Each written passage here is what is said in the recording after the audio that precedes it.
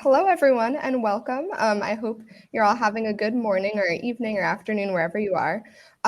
So I guess I can just give a little bit of a background to our Women's Initiative for Social Entrepreneurship and this Get Wiser Summit, and then we can really dive into co-creation and gender equity leadership, what you're all here for.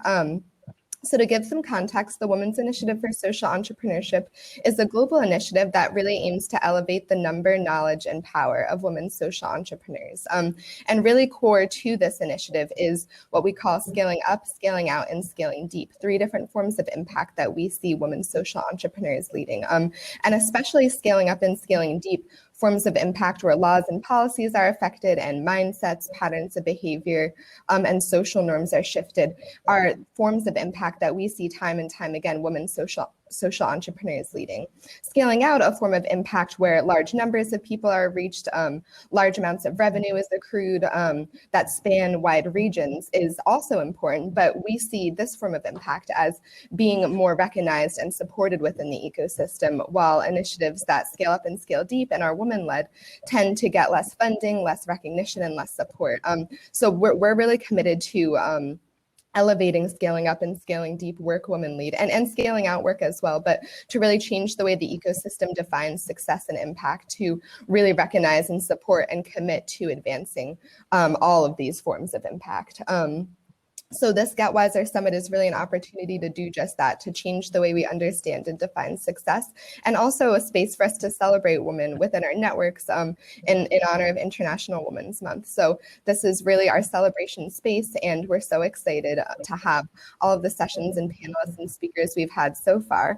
And for this session, I'm very honored to be moderating with Hasina and Swarav. I can give a quick introduction to them. Swarav is the co-founder and designer of Rural Futures Framework of the Balipara Foundation, and he works to apply human-centered design to conservation and believes that humans lie at the center of any conservation program. Hasina has been part of our WISE network for quite a long time. She was with us since we began, and she's the founder of Impulse NGO Network and is an Ashoka Fellow based in India. She developed her Impulse model for fighting trafficking in persons, and this model today is considered the ultimate guide for the processes and best practices in the battle against human trafficking. Hasina and Swarav have been teaming up to carry forward a partnership to tackle both unsafe migration and climate change, integrating their objectives to scale their model. And that's something we'll be diving into and discussing a little bit more today.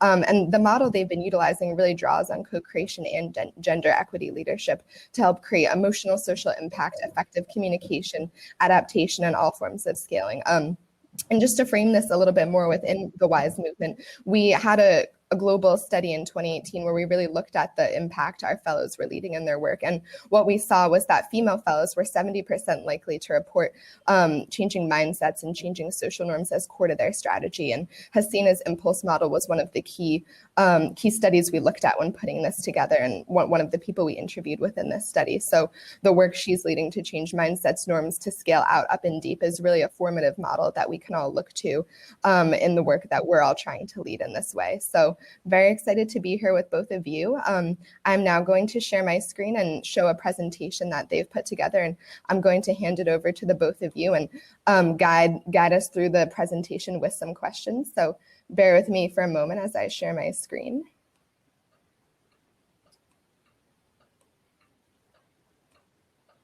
Okay, oops, here we go. Can you all see the presentation? Yeah. Just fit it a little bit more to the screen. Okay. Okay, to start, I think it would be great to frame this conversation with what is co-creation and gender equity leadership, and how do they mutually reinforce one another?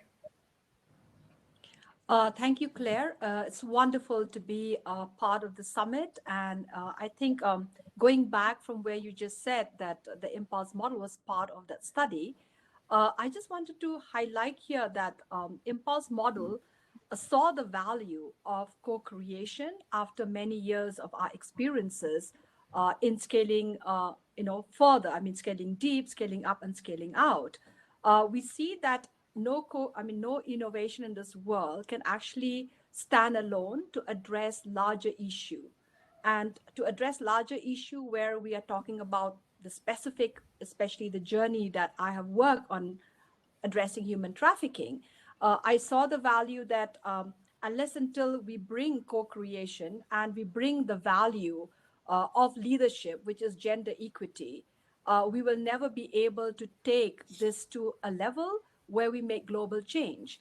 So the fact about gender equity and the within, I mean, if we talk about getting to the communities that we work with, we see that it's just not the experiences at a top down, but it's a bottom up level as well.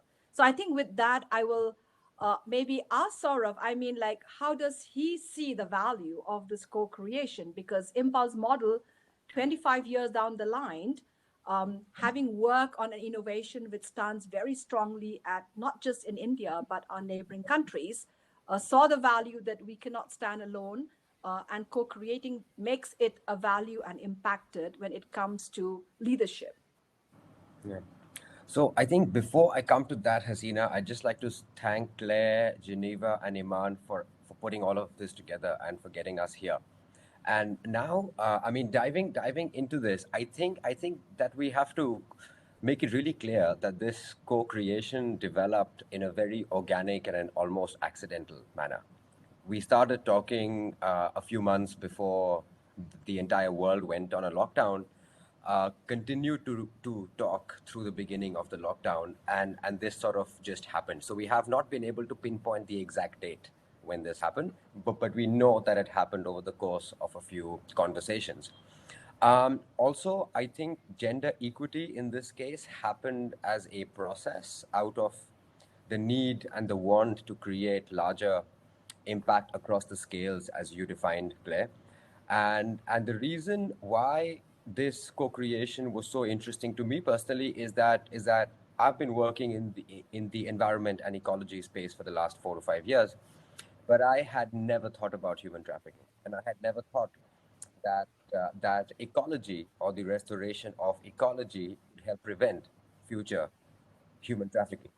So that for me was a great realization, not only for the innovation that I was trying to pursue and to scale, but also as a proof that partnerships, co-creations, and in fact merging and joining of innovations in fact create new innovations for the future.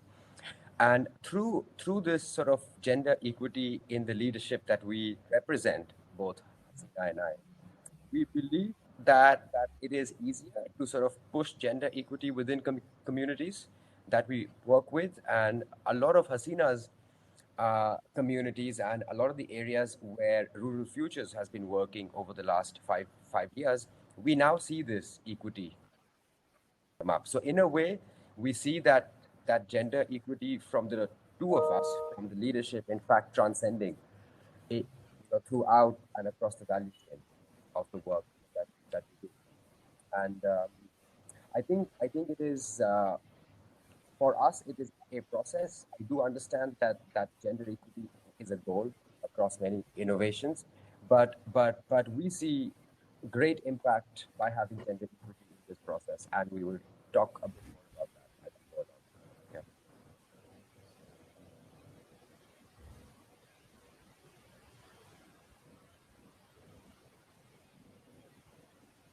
Would you guys like me to move to the next slide?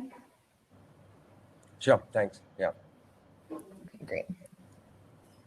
Okay, so I'd love to hear a little bit more about how can this model for change making boost impact, especially the scaling up and scaling deep impact I mentioned at the beginning of this session.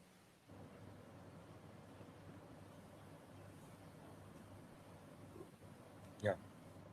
I think Hasina, if you can begin with impulse here, and then I will take that on. Yeah, so I think when we talk about that, Claire, I mean, what Impulse model in 25 years, and also the fact that I got the Ashoka Fellowship for the Impulse model, it scaled deep, very deep within the state that I was working with. And then it went out to all the neighboring states in India.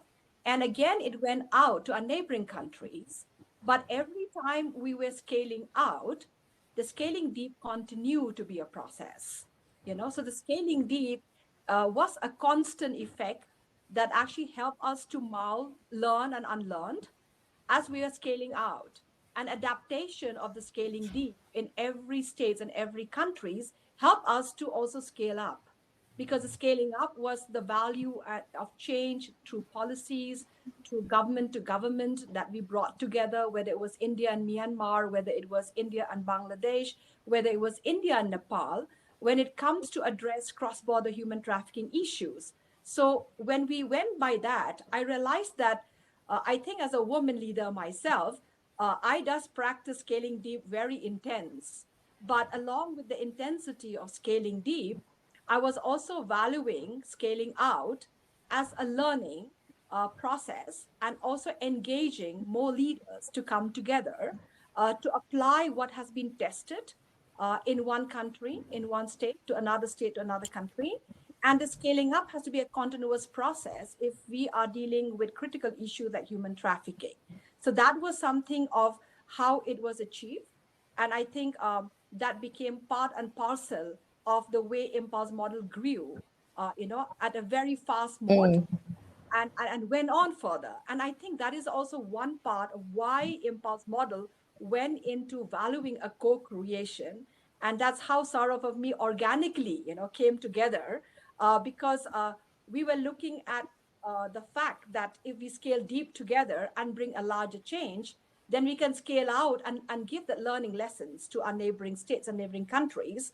And we could bring in scaling up simultaneously. So it has a value, a part of the learning process of the Impulse model. And I think, Sarah, what do you think about, I mean, like the process and the journey that we had gone through together? Yeah, yeah. So in fact, I think I would like to reconnect here to some of the statistics mentioned by you, Claire, about women leaders, and how successful they have been in impacts that have scaled deep. You know? And I see that through. I mean, Sina and I have now been on multiple field trips that sort of span days and weeks, across terrible roads and landslides and night driving and work by the day. What I realized, and that actually corroborates what you said, is that I think the both of us are people that want everything to be done today or even yesterday for that matter in many cases. But I think Hasina, what she brings into my today and now is that she ensures that everything is documented and that everything is there Mm. and that everything is going according to the rule book, which I might sometimes skip in the great ambition of wanting to scale out. So we exactly corroborate the data that you mentioned. But it is again happening organically and something that I feel very strongly about from the point of view of our very own co-creation and our journey is that together I feel we will be able to create greater, better, more long-term and resilient impact on ecology, on communities, and ultimately in preventing unsafe migration and therefore trafficking if we work together.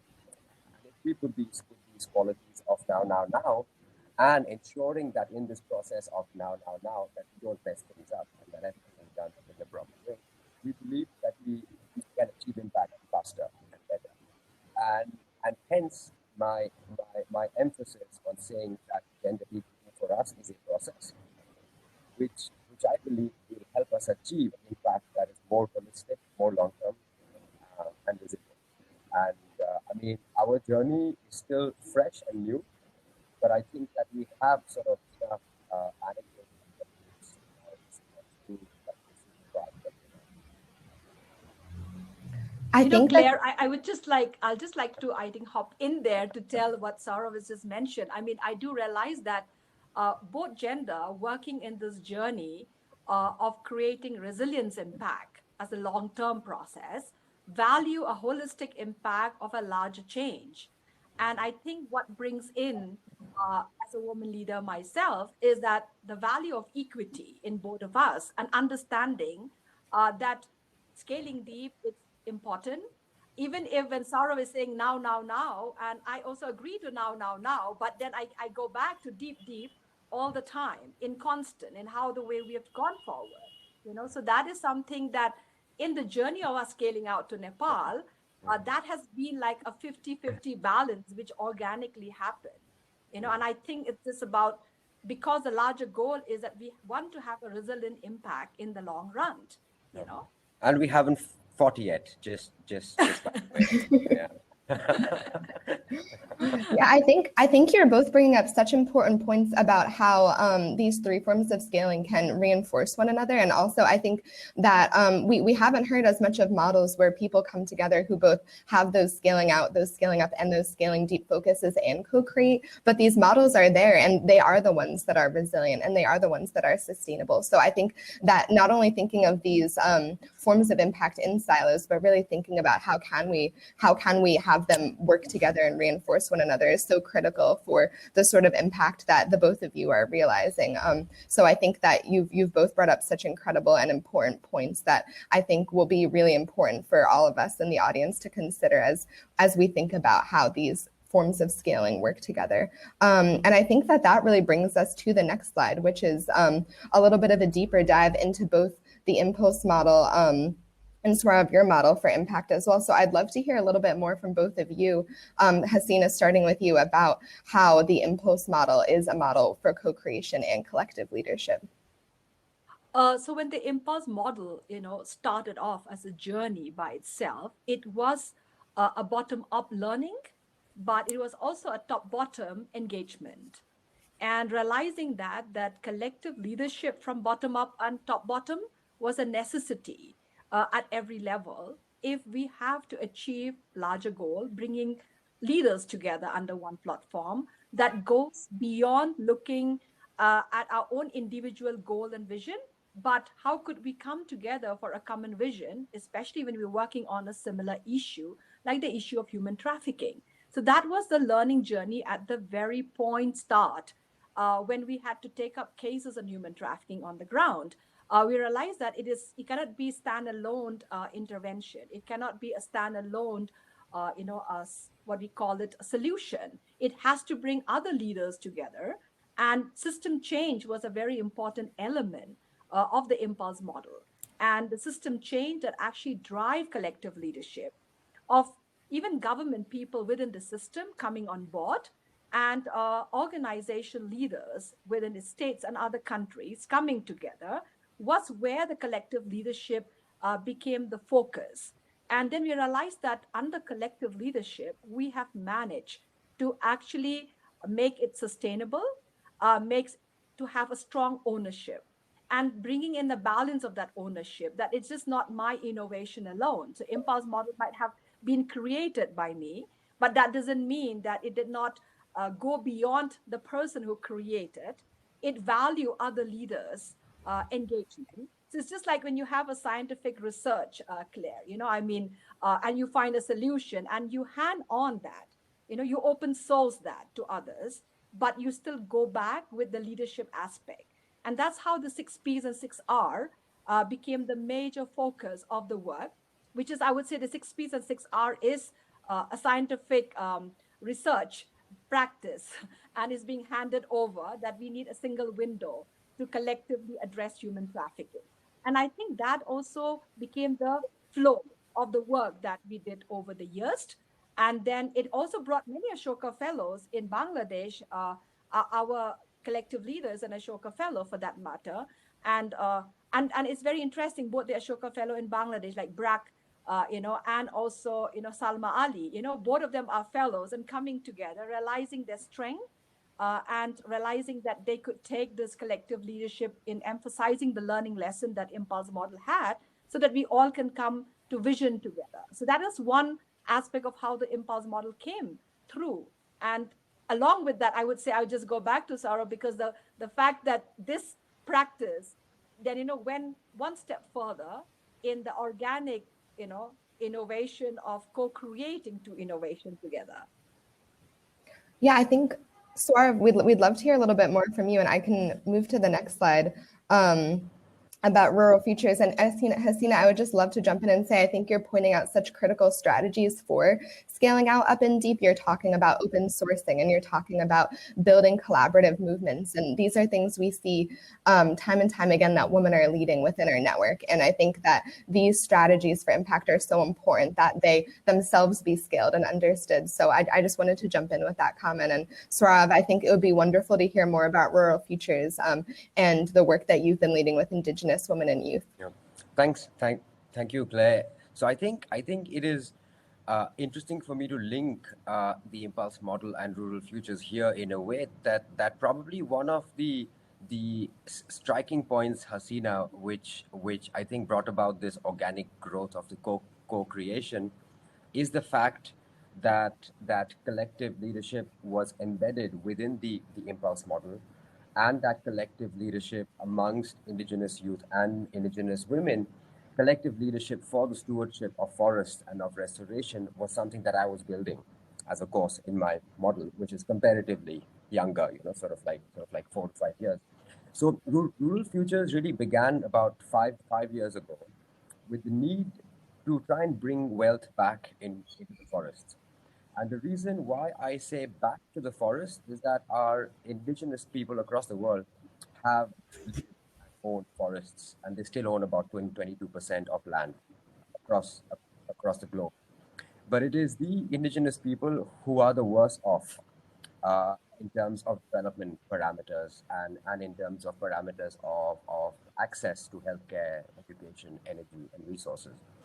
This, combined with the fact that our forests are being degraded at an unprecedented pace, and in fact, just in this eastern Himalayan belt that Hasina has been talking about between Nepal, Myanmar, Northeast India, and Bangladesh, we have lost forests double the size of Bhutan in the last 10 years, which is an incredible amount of forests. And for indigenous communities that live on the front lines of climate change and battle firsthand effects of climate change, this really creates a vicious cycle by which climate change results in shrinking incomes, and shrinking incomes, in fact, push people to go back to the forest for logging, for resources.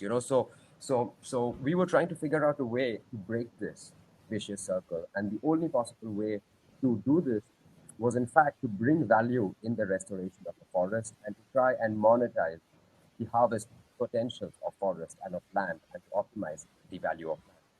The best way to do this was, in fact, through indigenous groups and indigenous organizations that live in these forests and own these forests. And in fact, many of their rights to these forests are now under threat, but that is a separate issue altogether. So Rural Futures began by actually promoting, creating indigenous groups for forest stewardship, by economically incentivizing the process of restoration of forests, and then developing sustainable harvest plans from the forest and from agroforest for indigenous communities. All of this is done collectively, and therefore, say, the natural capital earnings from the forests are used by communities to develop basic assets and deliver basic assets autonomously. Communities can decide to build schools or build systems for access to water or energy. And a lot of these initiatives are led by youth and women. A lot of our agroforestry initiatives are led by the women. A lot of the restoration initiatives are led by the youth. This became more and more important actually during COVID, and as a plan to recover from COVID, because what we saw is that these local economies that we had unintentionally built, they were not, we were not striving to build local only economies, but they organically became local and self-sufficient, is that these economies were resilient to the breakdowns of supply chains globally during COVID, and therefore these are the economies that we are trying to push. So it is, in fact, through the growth of rural futures that I saw promise collective leadership from the bottom up. And when this opportunity of co-creating with the impulse model came on, this became a fantastic opportunity to, in fact, expand impacts along existing areas, right? So the rural futures indigenous women and youth getting incorporated into certain frameworks of the impulse model, and therefore adding on to their monthly earnings, impulse model women leaders getting incorporated into the leaders model and the men, and therefore adding on to the earnings. So collectively, we can do a lot more, better and faster. That really is what I want to go by. Yeah, yeah. Hasina, Saurav, I think do you want to? this is. Sorry, yeah, sorry.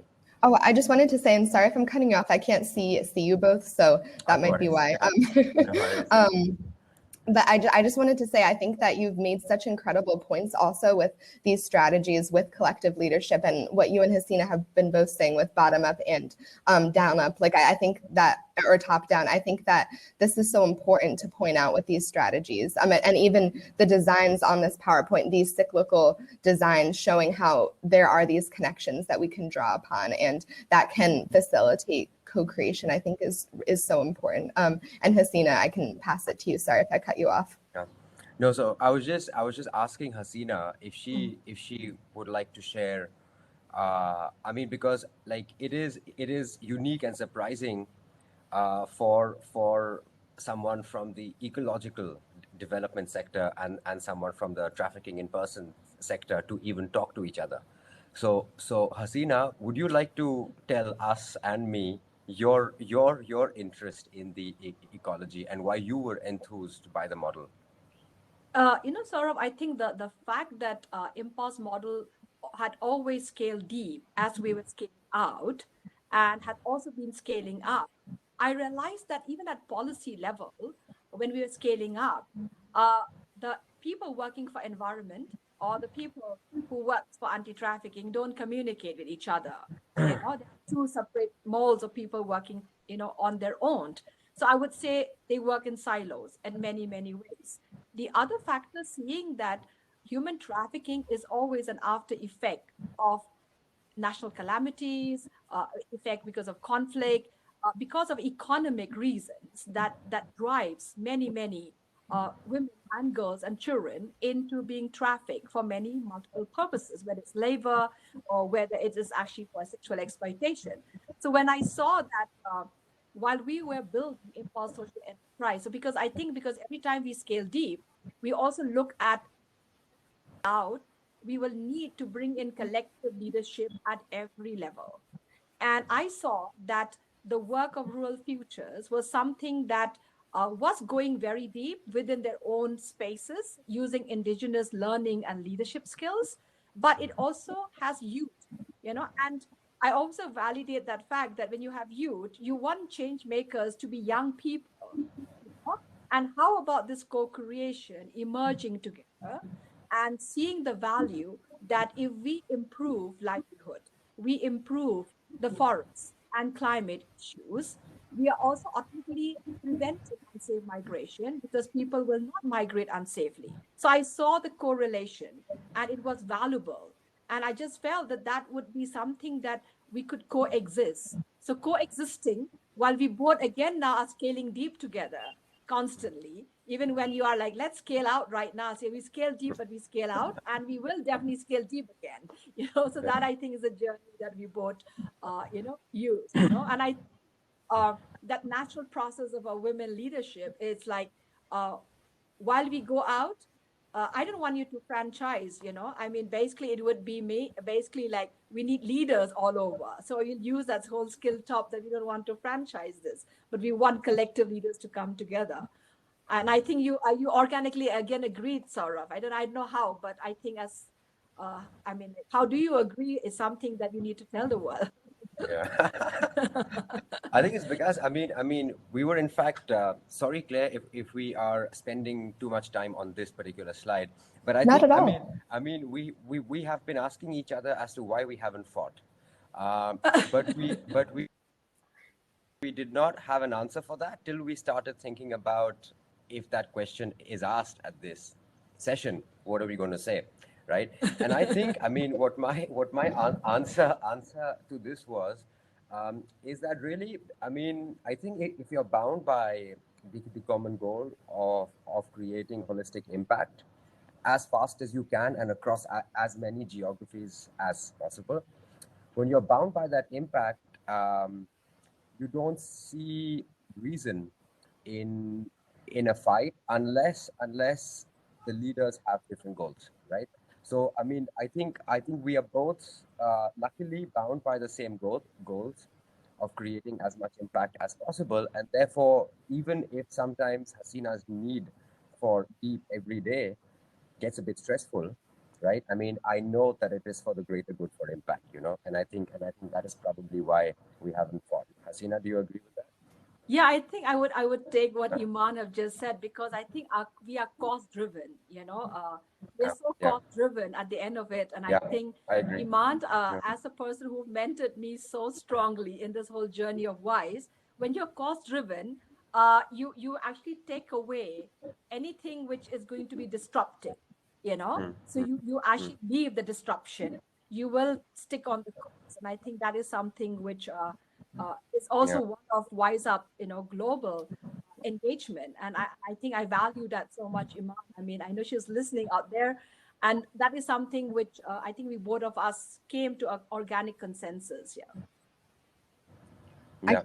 I completely agree, and I think this really brings us to this next slide about ending silos, because I think that what you've both been saying is not only within your own work are you overcoming these silos and working with communities to empower them, but you're also breaking down silos between these two sectors and creating the space for interdisciplinary work together. And I think that that's so important and that's so unique to this initiative and so wonderful. So I'd love to hear a little bit more from you both about what strategies you can utilize to break down these silos and to create interdisciplinary projects. And I'd love to hear you both speak a little bit more to this. Yeah. I think Claire, this probably sums up everything that we have been talking about for the last half an hour in a way that I think interdisciplinarity is a character, and is not an output, but again is a process, right? I mean, a small example that I usually give is that people at universities, at most typical universities, at least in South Asia, uh, a, a professor from the sociology department will rarely ever walk across to a professor at the Department of Biology and have a conversation, right? And I think that really is the crux of the problem, which prevents co-creations and new innovations from happening, right? And the reason why this co-creation happened is because I happened to be in Shillong, where Hasina lives, and I knew that Hasina lived there. And I was like, I have a few hours, so why don't I just go have a chat with Hasina, and let me find out what she's up to and let me tell her what I do, why not? And that is when everything started, right? But if I would not have had any interest in learning about human trafficking and unsafe migration in the northeast of India, I would not have given her a call. So I think that first trigger to know more every day, to learn continuously every day. And I think in the development sector, it is all about 24/7, 365 days a week. I mean, you are allowed to sleep, but not for too long, right? But it is that, I guess, I mean, it is this process of being eager to learn, of wanting to learn continuously across the horizons of your own work, of your own sector, because it is only then that you understand that your sector can have impacts on multiple other sectors. And like Hasina mentioned earlier, systems thinking, and I think we can only grow systems thinking and sort of deep systems learning through interdisciplinarity across sectors of impact, across sectors of knowledge. And I think this has great overlaps with, say, what we learn through gender equity and the impact of gender equity. And I think, Hasina, if you can talk a bit more about that, then we'll sort of take it from there. Yeah, I think when we talk about gender equity, for me, I think from day one, Claire, when I started very young at 17, I have never seen the difference that I have to go and ask for equality. So it's a feeling of one of, that I can do it. If I have the skill set, I have the experience, I can do it. And I think that grew with me over time. And I matured with that and constantly evolved with that. So even there was changes in the system that I have to bring, whether we are working with, I mean, both the private and the public, especially when you work with enforcement and we work with the most difficult system and the terrain. I realized that because of that, insight, like equity is an existence that sometimes we don't want to practice it because the culture, the surrounding around us, often tells us we have to ask for equalities. I think that's an important element. I think maybe because I come from an indigenous culture myself, coming from a tribe which practice collective leadership and natural process, you practice that coming from a matrilineal society. So that was one aspect that led me to actually, when Saurav just dropped into my office, I didn't see him like, all right, so we're going to talk about things like it can do what, but let's look what these two innovation is and how can we work together. It doesn't see sense learning from each other. So I would say the learning process of impulse model, the application, when I use the word the application of emotional intelligence, it's about when you keep ego away and you become more soulful towards the leadership style that you apply, and you ensure that the larger goal is more important, higher than anything. As this is what Saurav said, he decided to walk into my office. It's like two professors of two different subject matter will never talk to each other. He decided to talk to, and I decided to respond because emotionally, if you can understand the emotional intelligence of the next person, is that if to today we have this great innovation and we capitalize it for a larger cause, we ultimately will bring a larger change. So the fact that I kept my ego away, that my experience of 25 years is not going to make something that I will come in the forefront when I communicate to him, which I don't do that at the end of the day, because of the fact that young people can co-create in this world with innovation that is already existing collectively. So it was very soulful. And the fact that um, emotionally, when you understand collective leadership or co-creation, one is making timely decision. I think COVID made us both take timely decision, because we realized that it was important, there was a value to it, and that timely decision led to the innovation, take not just scaling deep at the moment, but it already scale out and is also going across border automatically.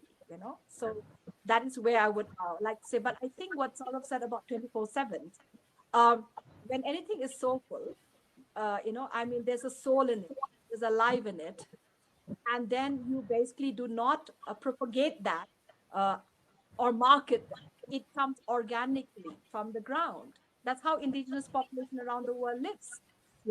It's very soulful. I mean, people works that way. That's very, very natural process. So I don't know if Sarah wants to add something to that. Yeah, I think I'd just like to emphasize here on the fact that, I mean, re-looking at this figure that we'd made, I actually feel that gender equity in fact transcends into interdisciplinarity, into emotional intelligence, and into continuous learning. And in fact, again, gender equity as a process and a system makes all of that more effective through my limited experience of the last year and a half of this procreation. In fact, I think gender equity is what keeps the emotional intelligence balanced, soul versus ego, respect and patience. I think there's a lot of cross learning when you spend time together working towards your innovation. I think the real important thing, I think what Hasina mentioned also is of the soulfulness of the journey. I think, Hasina, that probably comes as an automatic consequence to being driven by the cause, as Iman mentioned earlier. I think if you are driven by the cause, this soul over ego happens because then you don't want your ego to get in the way, right? And I think what is really interesting is that, across and because of all of this, what we have already been able to see in a year is that a lot of this is being reflected in the indigenous communities that we work with. And I think that maybe is the ultimate impact of the of this kind of leadership and of these kinds of co-creations, is when you see this happen unintentionally with the indigenous communities that we work with, almost like a revival of sorts. I love what you're both saying. I think that there's so many incredible points that were just made, and something that's really resonating with me is especially this soul over ego. I think ego is such a core part of power dynamics and how ego drives those power dynamics. And then gender equity, of course, is overcoming those power dynamics. And I think that, Saurav, you just put it together so clearly with how gender equity in that way can lead to the soul overcoming the ego and the interdisciplinarity and the continuous learning and the emotional intelligence. And the systems thinking, like Hasina and you were saying. So I think this is really wonderful. And I guess this brings us to the last slide, which is another real life example of this model in action. And I can say we have a couple minutes left. So I don't know if you want to delve deep into this or have a quick overview and then move towards any questions from the audience, but I'll pass it to both of you. So I think the happy picture of Rekha and Ranjit is such a soulful story to the world, which is bottom up. And that is not, they're just the face of the larger work that we do and be more like them, which is amazingly happening on the ground, where Rekha has been leading the journey of bringing weavers together who are bringing an end-to-end change to the value, in the process of economic change and livelihood to prevent unsafe migration. Ranjit, for instance, got into the whole process of participating, engaging himself, which is again leaving that ego behind, and feeling it very natural process. And then here he is building in the agroforestry and the work of rural futures together. I think Sarah would like to conclude that. Yeah.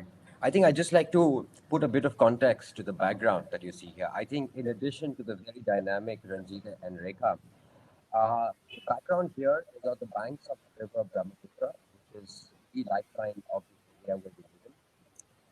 And the banks, so the sandy area is actually the floodplain and the areas which get flooded every year. And the extent of these floods is in fact getting worse and worse because of deforestation. Also, Ranjit and Rekha belong to this indigenous tribe called the Missions, who migrated towards Assam about 600-700 years ago from Cambodia and have a great tradition of weaving and of weaves.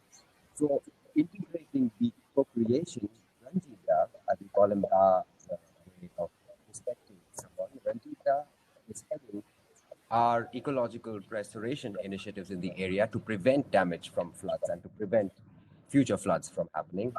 Rekha, through Impulse over the last many years, has spearheaded the weaving in the area and is the most respected master artisan in the area. Correct, Zina?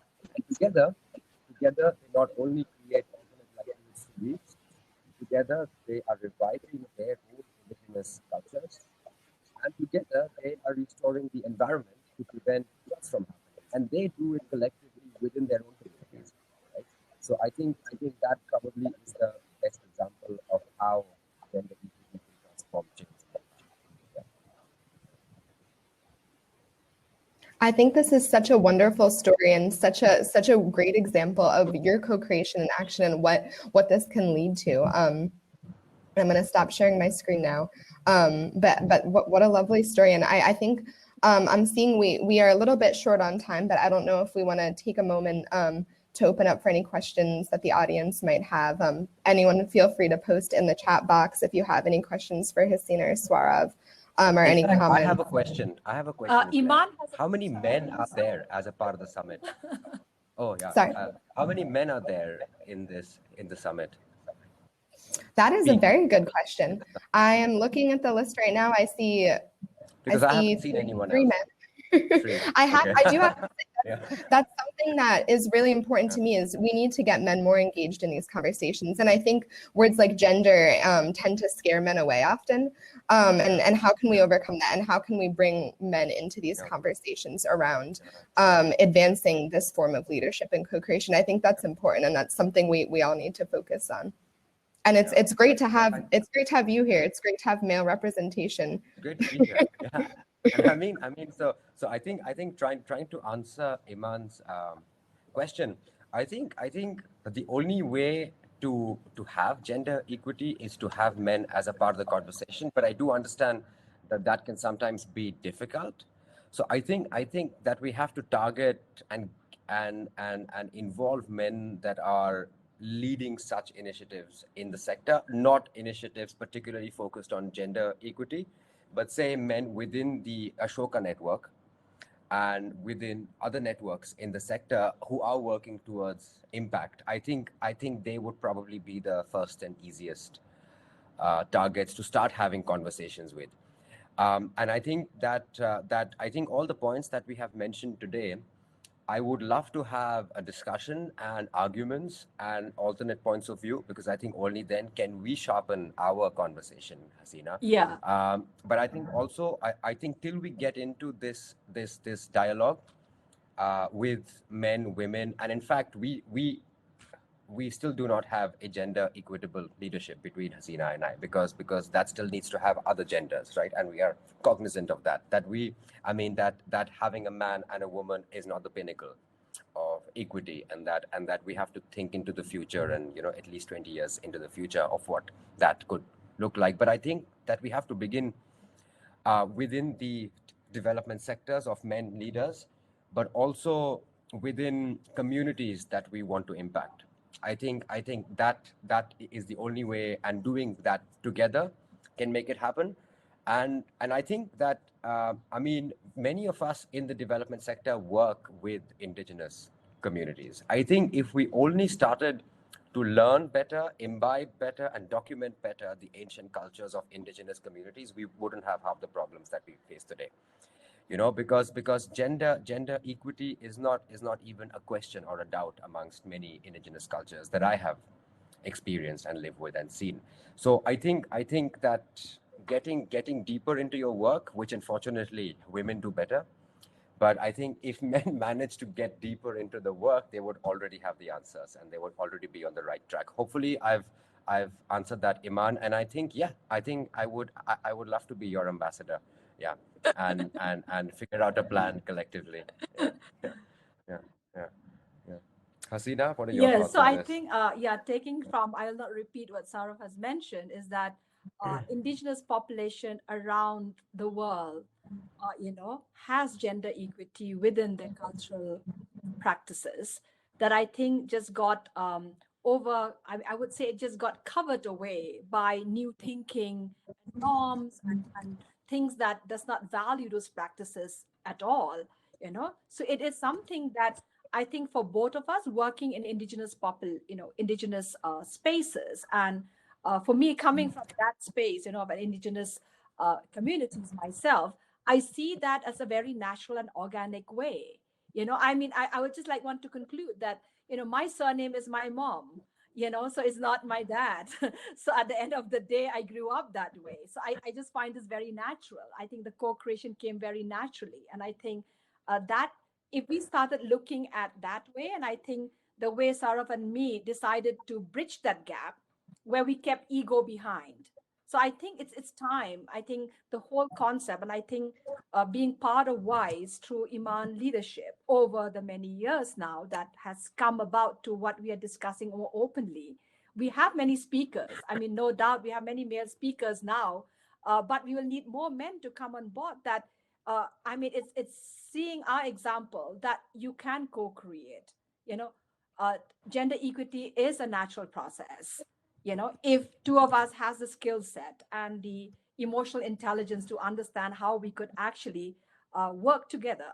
So that is something which I value very much. And I think Wise Up led me to the co-creation. Thank you, Iman. And I'm so happy to be sharing this to everyone, that it's time that we talk, collective leadership from a gender equity lens, and Wise can lead that platform to everybody.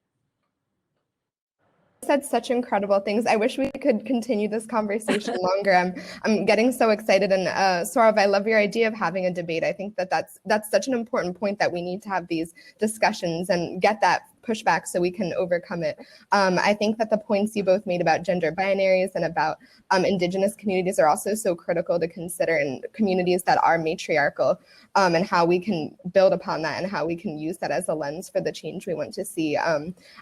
This has really been wonderful, and I hope to everyone listening that this has really been a model and a guiding light for the sort of systems thinking we want to come out of the scaling out, up, and deep work that you both are leading.